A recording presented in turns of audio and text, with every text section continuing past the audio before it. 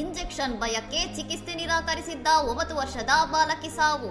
ನಾಯಿ ಕಚ್ಚಿದ 6 ತಿಂಗಳ ನಂತರ ರೇಬಿಸ್ಗೆ ಬಲಿಯಾದ ಕಶಿಶ್ ಸಹನಿ. ಮುಂಬೈನಲ್ಲಿ 4ನೇ ತರಗತಿ ಓದುತ್ತಿದ್ದ ಬಾಲಕಿ ತನ್ನ ಅಜ್ಜನ ಜೊತೆ ವಾಕಿಂಗ್ ಹೋಗುತ್ತಿದ್ದಾಗ ಬೀದಿ ನಾಯಿಯೊಂದು ಆಕೆಯ ಮೇಲೆ ದಾಳಿ ಮಾಡಿತ್ತು. ಘಟನೆಯ ನಂತರ ಆಸ್ಪತ್ರೆಗೆ ಕರೆದೊಯ್ಯಲಾಗಿತ್ತಾದರೂ ಚುಚ್ಚುಮದ್ದಿನ ಭಯದಿಂದ ಬಾಲಕಿ ಇಂಜೆಕ್ಷನ್ ಪಡೆಯಲು ನಿರಾಕರಿಸಿದ್ದಳು. ಮಗಳು ಚೇತರಿಸಿಕೊಂಡಿದ್ದರಿಂದ ಪೋಷಕರು ಸಹ ಹೆಚ್ಚಿನ ಒತ್ತಾಯ ಮಾಡಿರಲಿಲ್ಲ. 6 ತಿಂಗಳ ನಂತರ ಬಾಲಕಿಯ ಆರೋಗ್ಯ ಹಠಾತ್ ಹದಗೆಟ್ಟಿದ್ದು, ನೀರು ಕುಡಿಯಲು ಮತ್ತು ಊಟ ಮಾಡಲು ಸಾಧ್ಯವಾಗದ ಸ್ಥಿತಿಯಲ್ಲಿ ಕಣ್ಣುಗಳು ಕೆಂಪಾಗಿ ರೇಬಿಸ್ ಲಕ್ಷಣಗಳು ಕಾಣಿಸಿಕೊಂಡಿವೆ.